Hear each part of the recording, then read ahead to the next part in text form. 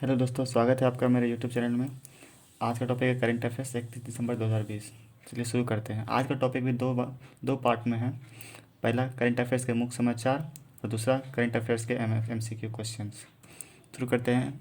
मुख्य समाचार। खेल मंत्री किरेन रिजिज और अभिनेता विद्युत जामवाल ने फिट इंडिया वॉकथॉन का शुभारंभ किया है।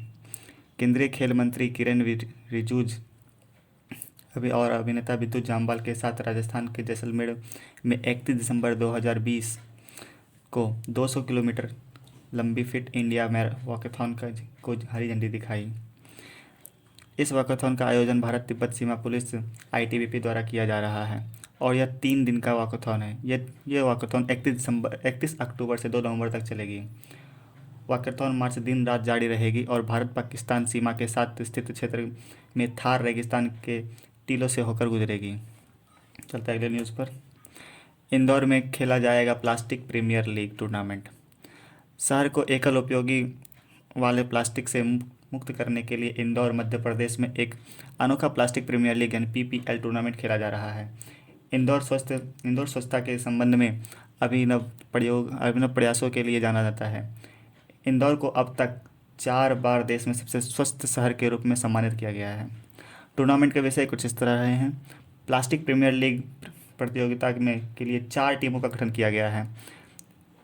इंदौर नगर में 19 क्षेत्रों को इन 4 टीमों में विभाजित किया गया है। प्रतियोगिता के लिए टीम के कप्तान रेडियो जॉकी नागरिकता को अपने रेडियो स्टेशन से अधिक प्लास्टिक दान करने के लिए प्रोत्साहित करेंगे। इन टीमों को नगर पालिका कार्यकर्ताओं और 5 वाहनों द्वारा प्लास्टिक इकट्ठा करने के लिए प्रदान किया गया है। इस 45 दिवसीय प्रतियोगिता में सबसे अधिक एकल उपयोगी वाले प्लास्टिक को एकत्र करने वाली टीम को PPL ट्रॉफी से सम्मानित किया जाएगा। चलते हैं अगले न्यूज़ पे। अंजार मुस्तीन अली ने ग्लोबल आर्ट प्रतियोगिता में विशेष पुरस्कार जीता है। भारतीय सांस्कृतिक संबंध परिषद ICCR द्वारा आयोजित वैश्विक कला प्रतियोगिता में एक 6 वर्षीय बांग्लादेशी लड़के अंजार मुस्तीन अली ने अपने कलाकारी से 1000 USD का विशेष पुरस्कार जीता है। ICCR ने united against corona express through art नाम से एक वैश्विक पेंटिंग प्रतियोगिता शुरू की थी, जिसने दुनिया भर में 8000 कलाकृति प्रविष्टि को आकर्षित किया था। प्रतियोगिताओं के पहले दौर के बाद 210 कलाकृतियों को शॉर्टलिस्ट किया गया था। विजेता का मूल्यांकन कुछ इस तरह किया गया था। कंटेम्प्रेरी कला, लोक और जनजातीय कला, कार्टून और इंस्टेलेशन कला, डिजिटल और न्यू एज कला। चलते अगले टॉपिक पे।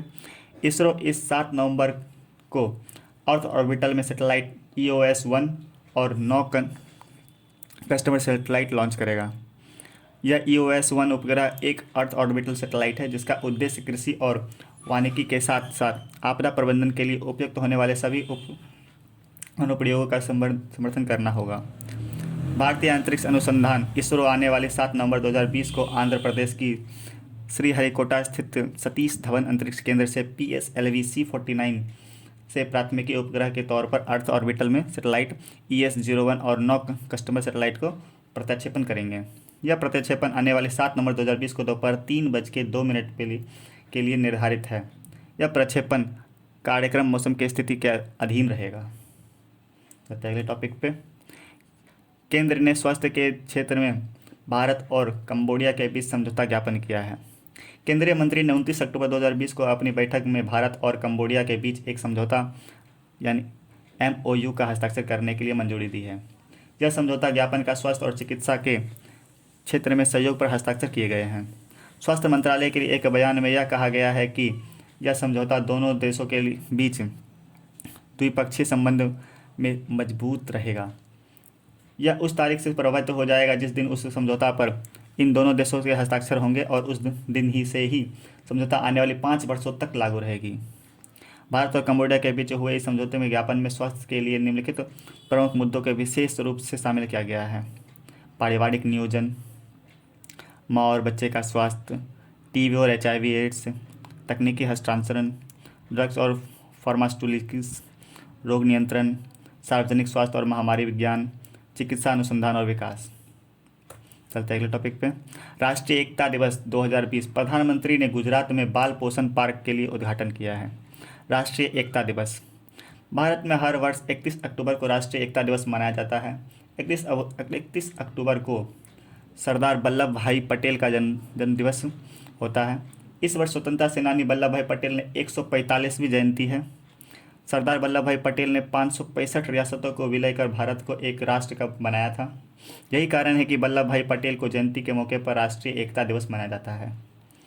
प्रधानमंत्री नरेंद्र मोदी ने उद्घाटन करने के लिए केवड़िया में सरदार पटेल प्राणी उद्घाटन का दौरा किया है। इससे पहले कि पीएम मोदी ने नर्मदा जिले के केवड़िया पहुंचकर आरोग्य वन के बाद एकता मॉल और चिल्ड्रंस न्यूट्रिशन पार्क का लोकार्पण किया है। न्यूट्री ट्रेन पर सवारी भी की है उन्होंने। चिल्ड्रन न्यूट्रिशन पार्क बच्चों के पोषण संबंधी जानकारी, खेल और खिलौने जरिए देने के लिए 45,000 वर्ग मीटर के लिए बनाया है। इस पार्क में बच्चों के घूमने के लिए न्यूट्री ट्रेन भी है। प्रधानमंत्री मोदी गुजरात के ही 2 दिवसीय यात्रा के लिए अहमदाबाद पहुंचे। 31 अक्टूबर को सरदार पटेल की जयंती पर राष्ट्रीय एकता दिवस में भी भाग लिए हैं। आरोग्य वन में 380 प्रजाति के पेड़ हैं। इनमें सैकड़ों औषधि पेड़ और जड़ी बूटियों के पेड़ हैं। यहाँ उनके उपयोग और महत्व के बारे में जानकारी दी जाती है। आरोग्य वन 17 हेक्टेयर में फैला हुआ है। यह योग और आयुर्वेद को ध्यान में रखते हुए इसका विकास किया गया है। अब आते हैं MCQ सेक्शंस पे। पहला MCQ है, चीन किस क्षेत्र में दुनिया का सबसे अधिक ऊंचाई वाला क्लाउड कम्युनिकेट डाटा सेंटर बना रहा है? आंसर है तिब्बत में। चीन तिब्बत में दुनिया का सबसे बड़ा ज़्यादा ऊंचा क्लाइमेट कम्युनिकेटिंग डाटा सेंटर बना रहा है। यह डाटा केंद्र चीन और कुछ अन्य दक्षिण एशियाई देशों जैसे नेपाल, बांग्लादेश और पाकिस्तान के लिए डाटा भंडार ज़रूरतों को पूरा करेगा। अगला MCQ है, भारत ने किस राज्य की सशस्त्र सेना में 11,000 कोल्ड वेदर क्लोथिंग सिस्टम खरीदे हैं? आंसर है संयुक्त राष्ट्र अमेरिका के लिए, संयुक्त राष्ट्र अमेरिका से।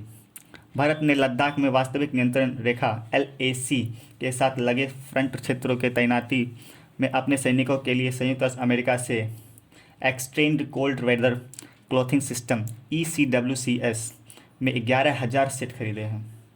चलते अगले MCQ पे। 7 नवंबर को इसरो द्वारा किया गया उपग्रह का प्रक्षेपण किया जाएगा। भारतीय अंतरिक्ष अनुसंधान संगठन इसरो अपने आने वाले 7 नवंबर 2020 को PSLV C49 से प्राथमिक उपग्रह के रूप में अर्थ ऑर्बिटल में ES1 और 9 कस्टमर सैटेलाइट को प्रक्षेपण करेगा। अगला MCQ है, भारत ने विकास परियोजना के लिए मध्य एशिया के लिए लाइन ऑफ क्रेडिट का कितना विस्तार करने का निर्णय लिया है? आंसर है $1 बिलियन अमेरिकी डॉलर का। भारत ने 28 अक्टूबर 2020 को मध्य एशिया देशों में विकास परियोजनाओं के लिए $1 बिलियन अमेरिकी डॉलर मूल्य की ऋण व्यवस्था की घोषणा की है। चलते अगले MCQ पे। केंद्रीय मंत्रिमंडल ने भारत और किस राज्य के बीच स्वास्थ्य और चिकित्सा के क्षेत्र में समझौता ज्ञापन पर हस्ताक्षर करने की मंजूरी दी है? आंसर है कंबोडिया।